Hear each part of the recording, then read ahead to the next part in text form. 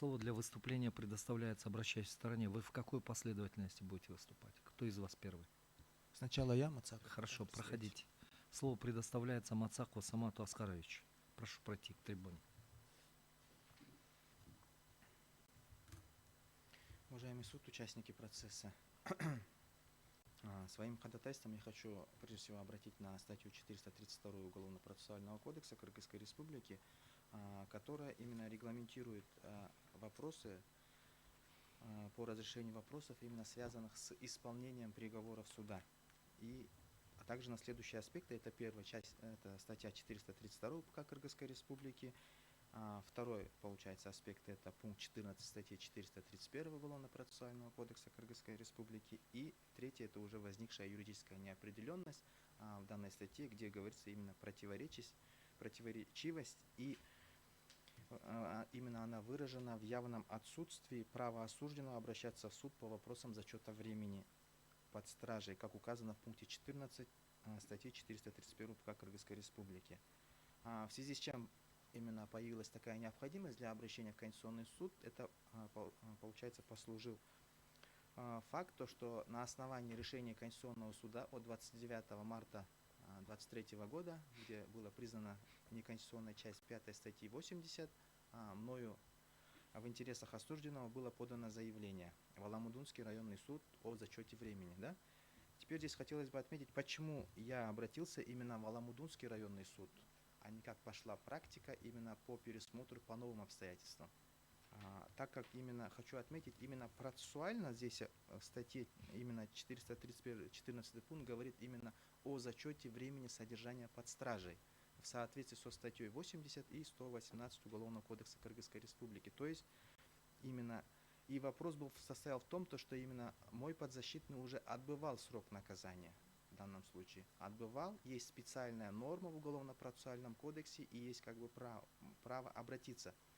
Вот. В связи с чем я, согласно как бы общей норме, подал именно в Аламудунский суд. Суд мне возвратил, обосновываясь тем, что как бы не указаны там, отсутствуют сведения, имеющие по уголовному делу, там, по личности, по анкетным данным. В этой связи хочу отметить то, что при подаче данного заявления мною был приложен приговор. В приговоре указываются анкетные данные, срок, да, лишения свободы, установленный судом. Более того, суд при назначении судебного заседания, он именно по месту отбытия наказания, он что делает? Он истребует, получается, из колонии, где отбывает наказание, сведения об осужденном, также привлекает спецпрокурора. Как бы вот этих оснований, то, что именно указал суд, их не было, уважаемый суд. Но практика пошла у нас как? Практика пошла именно по пересмотру по новым обстоятельствам, так как именно новые обстоятельства указывают на решение Конституционного суда, новые обстоятельства. Но стоит отметить то, что в Уголовном процессуальном кодексе 451 статья говорит именно, вот часть 4, пункт 2, признание Конституционным судом закона или иного нормативно-правового акта, либо их части, примененных судом в данном уголовном деле. Уважаемый суд, именно словосочетание «данном в уголовном деле» я понимаю, как именно, если человек осужден по статье, например, мошенничество, если там из слова мошенничество, такое словосочетание признано неконституционным, то в данном случае идет по новым обстоятельствам. Но так как статья 80, именно часть 5, была признана неконституционной, я все-таки как юрист, мое мнение, считаю то, что данный пересмотр должен был идти именно через статью 432 УК Кыргызской Республики, так как статья 80 это была системная по пересмотру, по зачету времени. Вот, в связи с чем я именно и обратился в Аламудунский районный суд Чуйской области. Относительно того, что почему я не обжаловал данное постановление суда в Чуйский областной суд, вышестоящий в порядке апелляции, и не указал там доводы, хочу пояснить то, что судом был уже дан как бы ответ о направлении.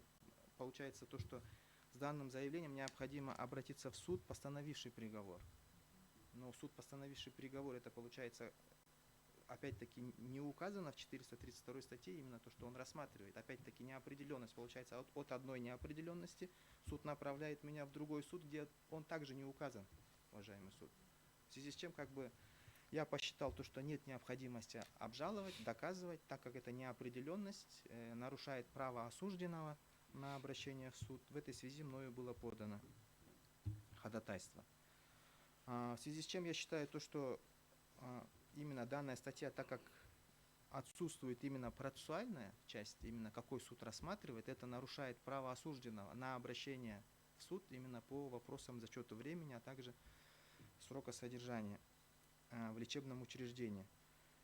Более того, здесь как бы хочу отметить то, что именно пункт 14 статьи 431 Уголовно-процессуального кодекса, именно и вот эта сама глава, она регулирует вопросы на стадии исполнения приговора, уважаемый суд, а не на стадии именно вынесения приговора, где идет зачет времени под стражей. На стадии исполнения. В данном случае о зачете времени под содержание под стражей могут быть и иные случаи, не именно день за два.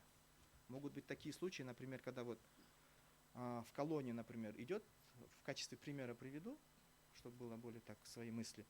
В колонию, к примеру, там идет подброс наркотиков, как через забор бросают, там получается по данному делу рапортом как бы возбуждают уголовное дело и как бы подозреваемых там 4, к примеру, вывозят по постановлению следователя в СИЗО.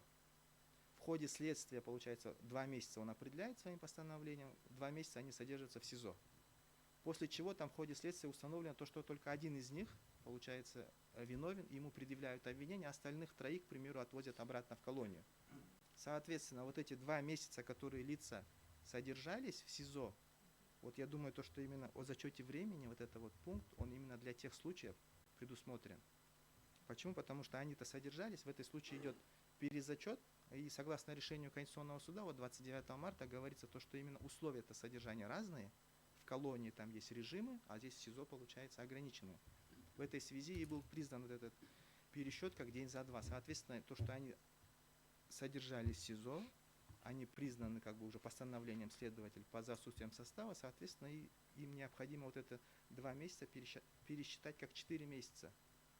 И для таких случаев. А также о зачете в лечебном учреждении, но это опять-таки вот этот пункт, он сам дает отсылочную норму, то, что именно при пересчете суд должен руководствоваться именно статьей 80, где именно указан там расчет там, домашнего ареста, ограничения свободы, содержания под стражей, а также о пребывании в лечебном учреждении.